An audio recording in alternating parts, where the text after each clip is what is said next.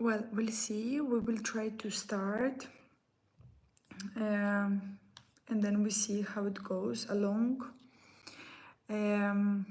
Today, I thought to talk a little bit about, so even for those who will be able to watch it later, I was thinking today to talk a little bit about Chewy tubes and to talk about Chewy tubes and all the stimulation that we are going to be working, no? So how do we stimulate the oral motor skills, how we stimulate the inside of the part of the oral motor skills, etc. So all the area of the mouth. Now, I'm going to first introduce myself, even if it's for the future, for those who will connect later. My name is Lisa. I am an occupational therapist. I work at Panacea Therapy Center in Malta, and we work with children with special needs, kids with different difficulties. And today, the idea is to be doing every Wednesday to connect and to talk a little bit about different topics. Like I said last week on Instagram, I was saying that it's important that whenever you have questions and whenever you have, like you would like to ask something specifically or you would like me to target something punctual for the next time, just let me know, okay? Because there is always something interesting to discuss. I also wish that I have more comments and I will have more interaction, so that will be great. But today is going to be about tools that we are going to use for the mouth, and I'm going to share with you some of the stuff that I use for oral motor skills. Okay, so for parents especially who has question about it, please don't hesitate to write me or just ask me or whatever. So we use, as an occupational therapist, we use different tools. But I will show you today what is the main thing that I like to use and what is, I think it's what works the best, or at least for almost all the kids with who I'm working, right? So I am using, there is something called the Z Vibe, okay? I took it today from the clinic, so I can show it to you. The Z Vibe is something that we are using as occupational therapist a lot, and I believe now not only occupational therapist, sorry. It's a tool that we are using for the stimulation of the mouth. So, how basically what it is, it's something like this. It looks like a pen with the brand over here. You have batteries inside. You can turn it on and it starts vibrating. Okay, so we can be using this as a sensory tool to work on the stimulation of the mouth, or we can be using different type of vibrators. For example, we use this one. It's very easy to use. It's quite powerful and has two functions. And it helps relax the muscle tone. It helps to stimulate. So to be honest, here when the parents or even sometimes in the workshops, that I do, I'd say that it doesn't matter which vibrator you will be using, but sometimes when you pop up the word, vibrator, so especially on the face, many things comes out. So the most important, it's something that it will stimulate the cheeks and it will stimulate all this area for the swallowing, like I just did now. So why it's important to work on this area? It's because our voice, our articulation, our sound, everything that has to be with us talking comes from this area, and from the diaphragm that it's here. But for us to push, to work on this big muscle, we still have to have all this area very nicely stimulated. No tension, any blockage or whatever. So I like to work and to stimulate all this area as well. So we will be stimulating the muscle tone on the face. You will be going on upper lip, lower lip. In my YouTube videos, you can have some of the videos that I posted a long time ago, because I wish to post more, but it's not possible with everything. You have some videos very nice for massages and stimulating the muscles of the face as well, how actually you can do it. So if after today you would like to look more, I suggest you to check on the channel, and I'm sure that you will find a couple of videos that are under your interest. I don't know if your child, for those who just are watching, if your kids have difficulties with oral motor area, or anything that has to be with the sensitivity in the face. If yes, maybe you can comment, maybe you can write it down, it will be nice. But this what will be with what I will start. So I have kids who will be coming from speech delay, kids who will be coming with feeding difficulties, children who has just in general sensory issues, and we will be always providing this kind of like routine. Sometimes we will be doing it before or after an activity, but vibration it's almost always there, because it's one of the major impact that our body really needs. And it's really helpful to stimulate all this muscle tone. Like I was saying in one of the workshops, we have a lot of muscles in our face. So whenever we think that the child doesn't talk or the child needs just to do something, it's not just, we really have a lot of muscles involved, and we have to make sure that if the child is not doing or not saying or not eating, maybe there is a reason behind. Now, I hope that that people who are watching and so on can listen to me. So I hope that I'm not talking just to talk. I don't know. No. So yes. So what I was telling you before is that we will be working on the stimulation of the face. So we will be working on stimulating sensory-wise all this area, and we can be using different vibrators, okay? Different tools to stimulate the sensory part. Now, what is the next part very important? It's to start working inside of the mouth, because this is another thing. We want, if the kid is not eating food, or if the child is not pronouncing, or are not articulating certain sounds, we want the child to chew, and we want the child to actually close the mouth and be able to articulate all this.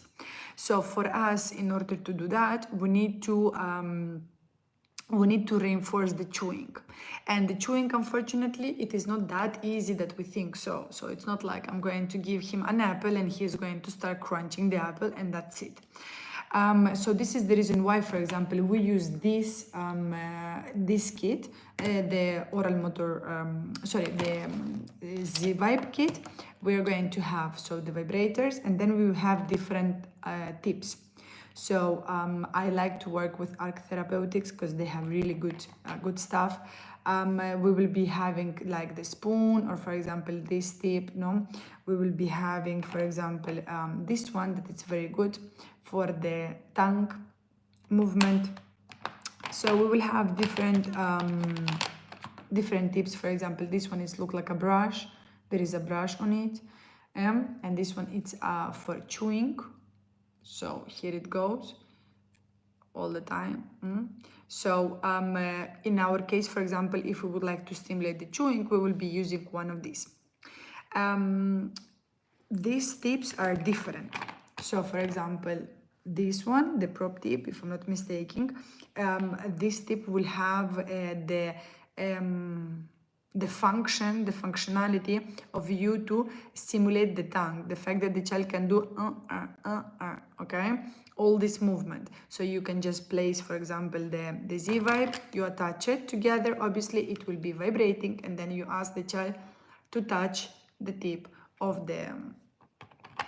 of this blue thingy.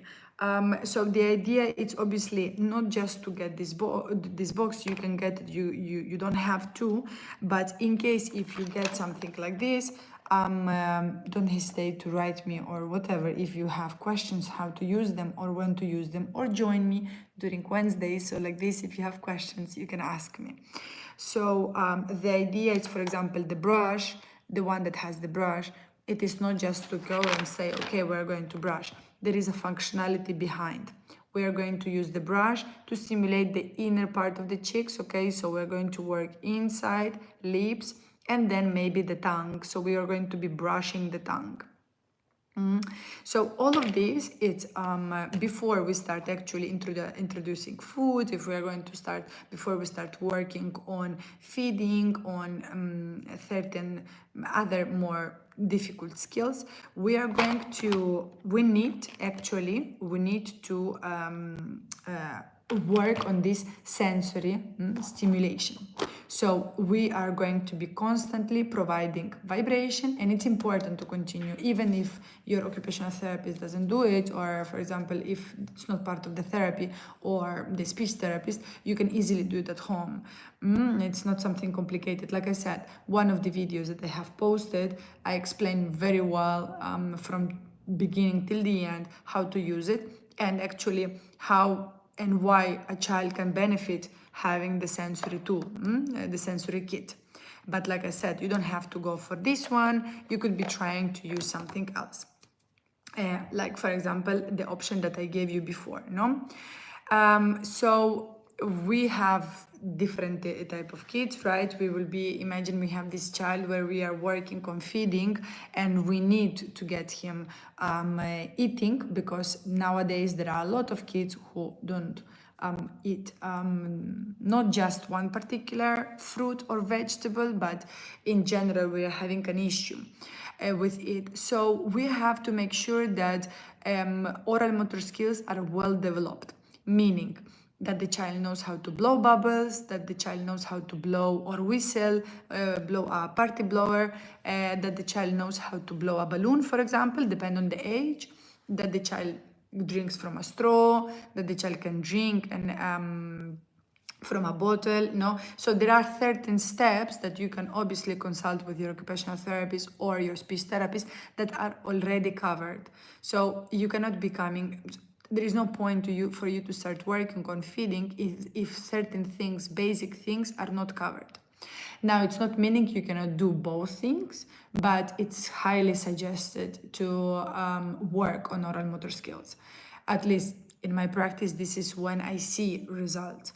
So you have these oral skills that you discuss with your occupational therapist or your speech therapist, and your kid is doing all of them.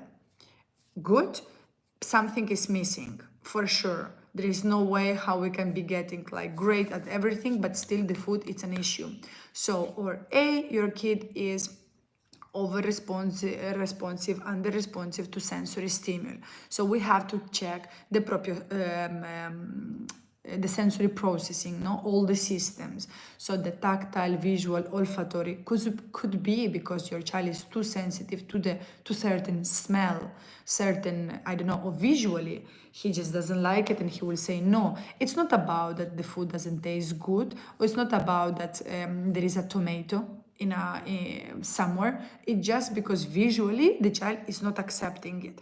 So and this is why, for example, in the workshop that we had last weekend, the nutritionist was saying that it's very important to present the food, to try to be creative, to be as much as possible creative, obviously in our busy life right now, but to be creative, to try to push, but obviously respect the kids as well. So maybe today we try one way, maybe tomorrow we try again. Don't give up. I know that it's a difficult thing, but exactly present the things maybe differently.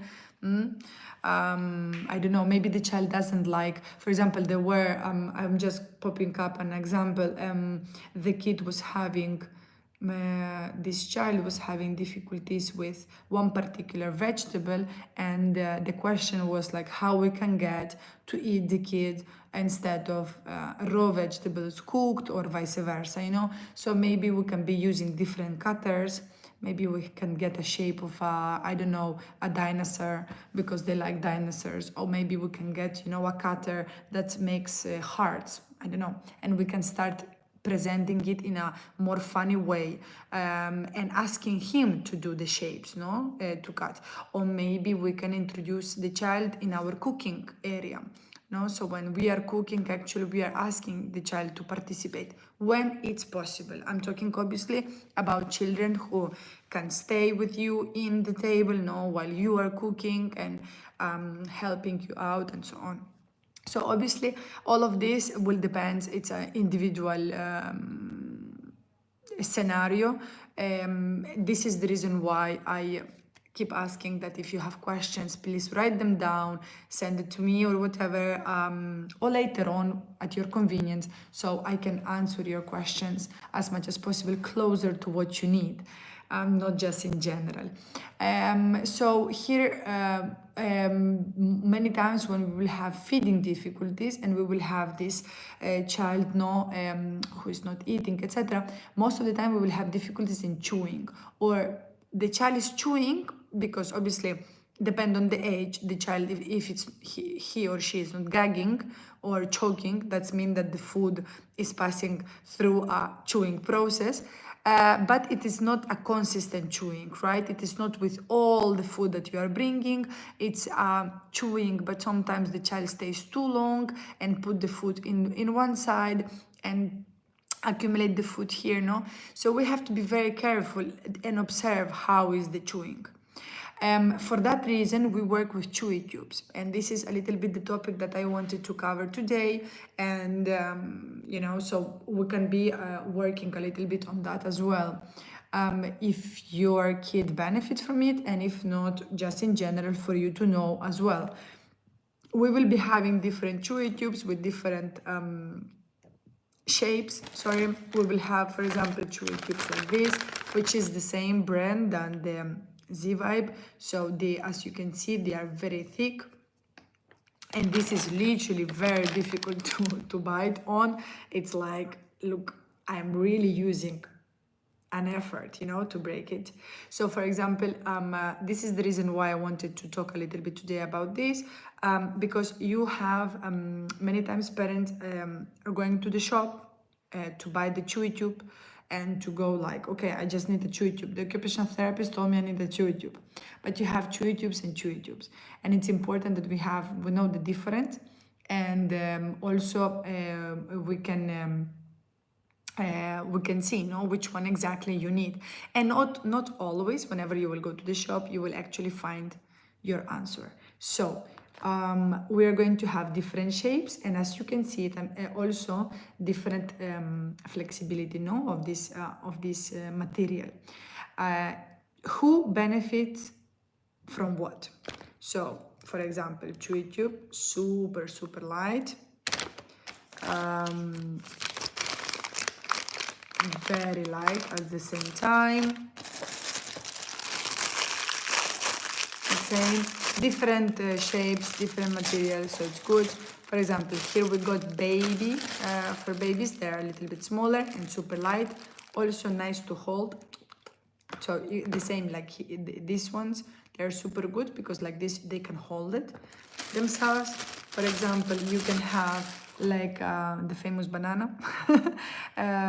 This is also super cool. It's nice, you know, first of all, because it can be funny. Second of all, you can work on two things. You can be working on brushing your teeth.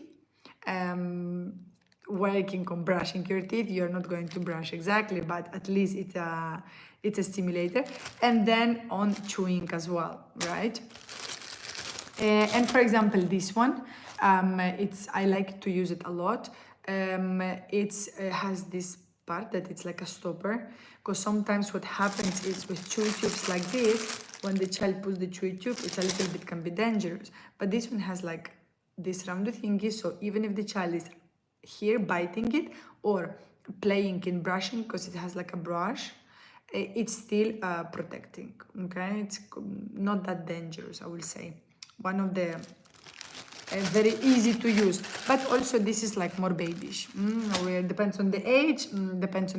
Depends. Nowadays you have all types. You have dinosaurs, you have blocks, you have Lego, you have number shapes, whatever you feel like. Now, when to use them and how to use them. So, when to use them? When to use them, you can use because the child doesn't know how to chew, because the child has excessive drooling, so a lot of saliva going out, because the child has some difficulties with some speech delay. Okay, so we will be working on stimulating this, all these muscles on the face, because the child is basically sensory to anything that has to do with brushing the teeth, flossing, okay, using the floss. So we can be actually working in different for different needs. Which one is appropriate for your kid? Well, or you can write me down, or otherwise I'm just going to present these two cases. So we will have a kid who is extremely good at, not a good, but he's just actually chewing everything. This is, for example, another reason why you would like to go for a chewy tube, because your kid is basically chewing on everything. So that's another step, kind of, you know. You will say like, okay, listen, my kid is chewing on toys, he's chewing on blocks, etc., everything that is around, but not the food. Actually, this is the only thing that he is refusing. He's putting paper in the mouth, he's literally eating even sometimes grass or soil or stuff. That happens.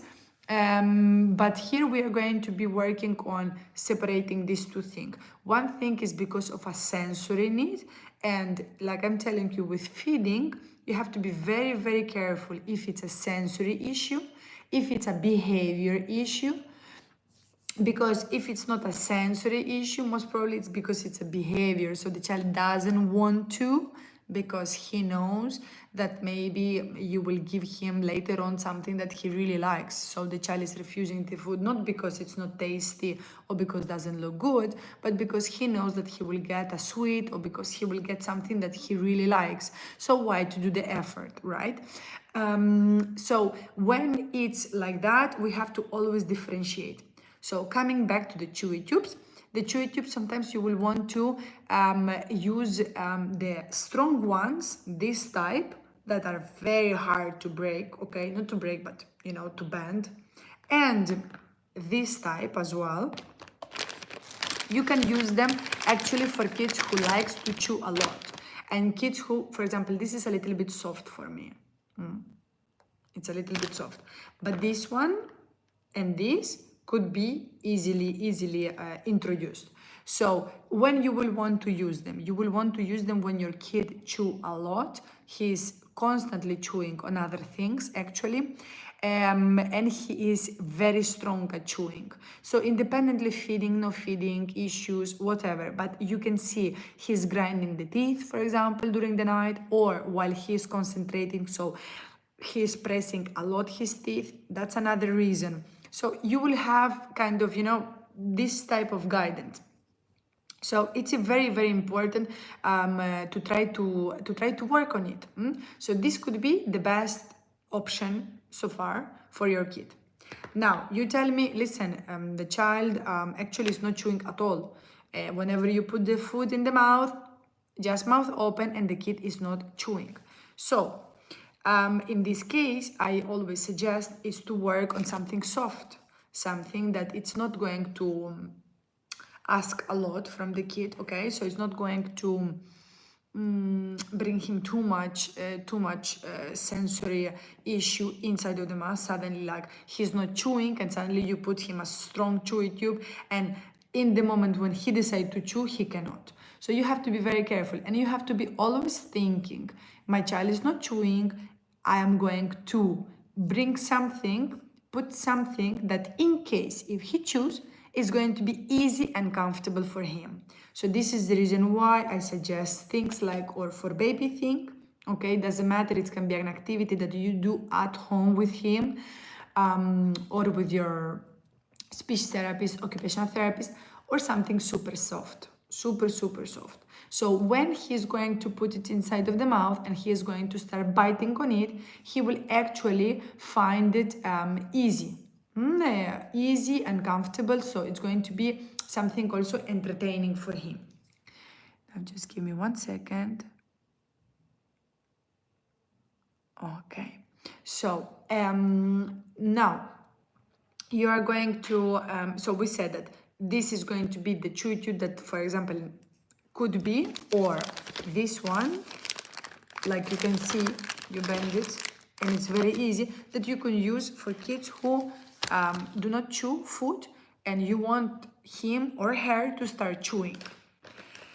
When you go to the shop, I suggest that you can or either ask the person who is selling, because sometimes they will also know, no?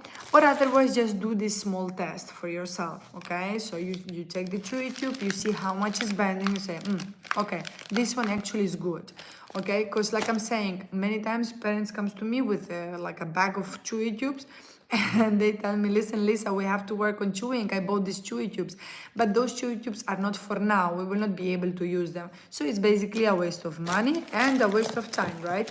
So I said, okay, today I'm going to target something like this because I think it is very useful. If not, like I said before, whenever you see this video, you can always write, and I will make sure that in the next topic we can talk about it, or I can answer your question better. So that's the idea. Basically, we've got a kid who has whatever, sensory issues, feeding difficulties, whatever it is. We work first on vibration, we stimulate the mouth, the face, and then we go to the chewing. But the chewing has to be, like I said, slowly introduced, and it also has to be with a sense, no? Slowly, so we are not in a hurry. The child is not chewing, so we are not going to be, not because, just give me 1 second. Not because the child is not chewing, it means that he will never chew, and not because you brought a chewy tube, it means that the child will start chewing straight away. No, so we have these different concepts. So it's very important to see how you, what's the best, no? What's the best for you and what's the best for the kid. I don't know if you have, I guess you don't have questions, but in case if you have questions,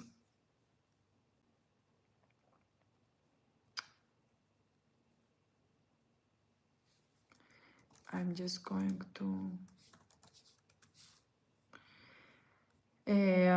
like I said, for example, I'm checking here in one of the, if I go to my YouTube channel, you can see some of the videos that I did. And for example, one, it was called Arc Therapeutics. It was just the Z vibe. Okay, I did basically a couple of examples of what we can be doing. And another one, it was called 6 oral motor exercises for babies. Now, it's called, actually we reached a pretty nice amount of viewers, but that was 3 years ago, wow. So you have, even if it's the title say 6 oral motor exercises for babies, those exercises are simply essential for everyone. It doesn't matter the age of your kid, they will be still good to use. So I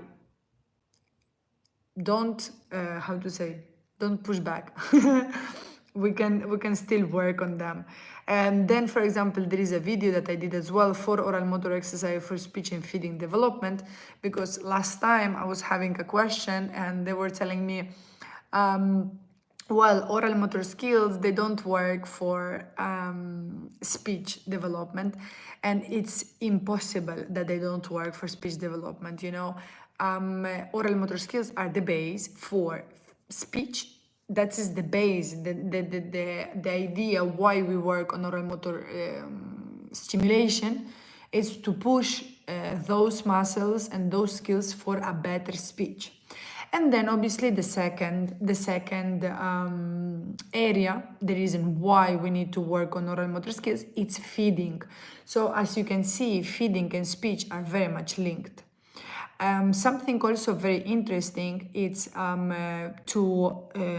whenever you're working on oral motor activities and you see that the child is, just working great, check online or therapists, like myself, for other activities that you can be doing, how we can challenge the child. Because you can say, no, but my child knows how to blow bubbles and knows how to blow balloon. But I don't know exactly how I can continue pushing my kid so she can continue, working and getting better at this.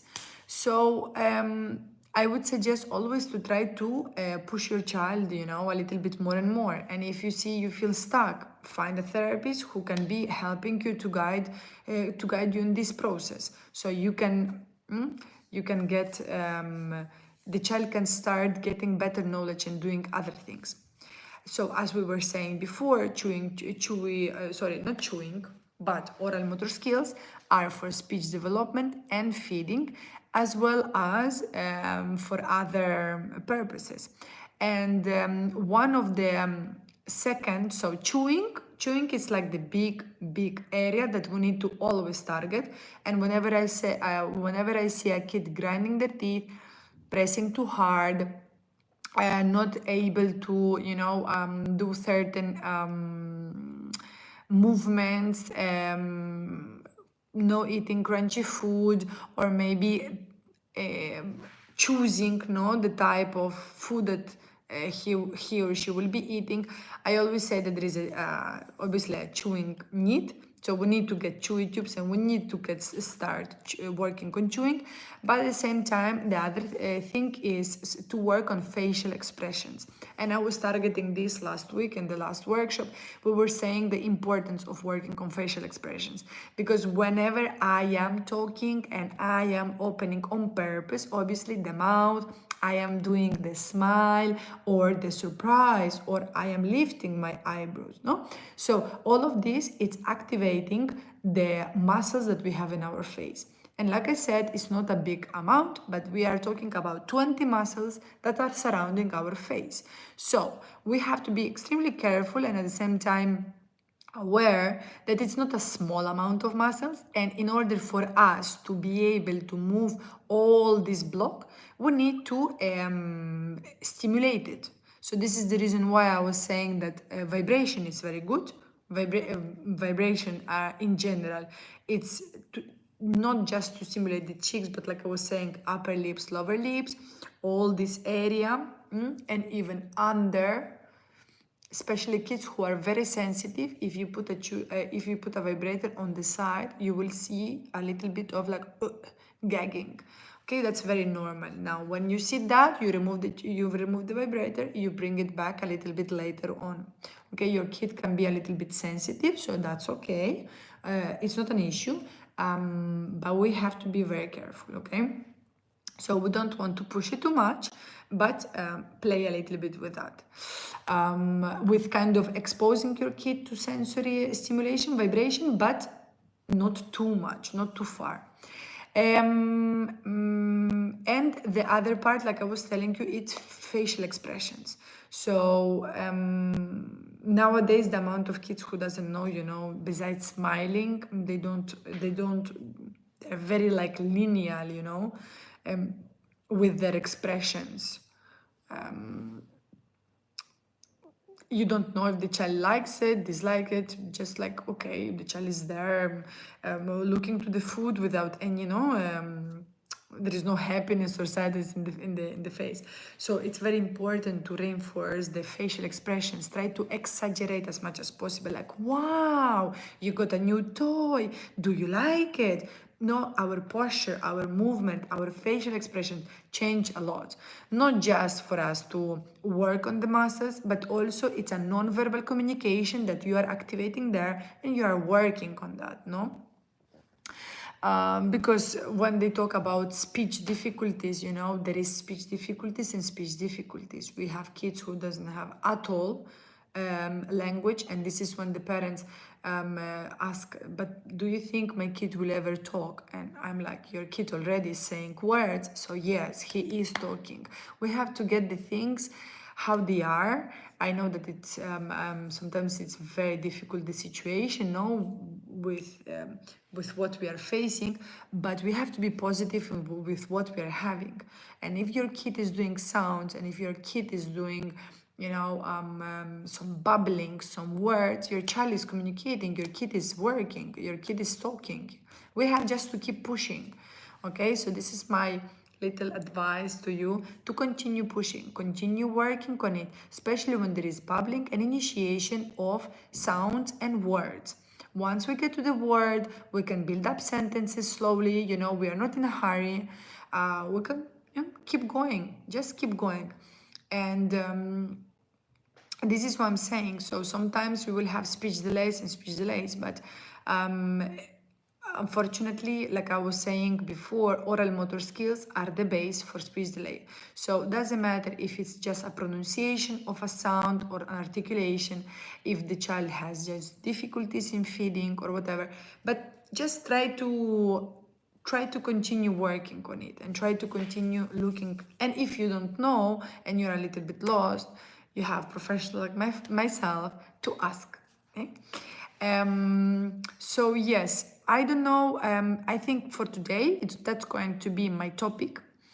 I would like to conclude on this because I don't want to mix up too many topics in once. There are a lot of different things that I would like to talk and discuss, and I hope we can do it in the future. But today the idea was to bring a little bit how we can differentiate which Chewy tube we can use, why the reason to use vibration as a sensory stimulation for our face, no, and the reason why it is so important. Now, the role of an occupational therapist and a speech therapist is fundamental. So definitely, if you have an occupational therapist, please always guide to occupational therapist. If you have a speech therapist, ask your speech therapist, what can I do? Sometimes the speech therapist or the occupational therapist will not have an answer. So then you go online, and there is always an answer for things. And you have therapy, and you have a lot of therapists. So not everybody is specialist in everything. So sometimes it happens to me as well. Not often, but it happens sometimes that I will have a kid and it's not my area, not my expertise. So I have other therapists to who I can refer, or I will just be honest with the parents. Listen, I am not sure about this and this and that, but I can help you here. And I will do my job to see how we can help to that kid. So yes. So thank you for those who could connect time to time and watch me. I will be seeing you in a couple of weeks. I'm going on holidays now, so I hope to connect with you once I am back and continue this Wednesday chat. So yes, I will be posting on social media when it's going to be the next meeting, and I hope to see you there. And please prepare your questions, even if you to send me later. I don't care. Whenever it is good, it's convenient for you. So like this, I can prepare other topics, and I can just suit you better with my answers and my topics, no? But I thought that this can be a nice start. Thank you for watching.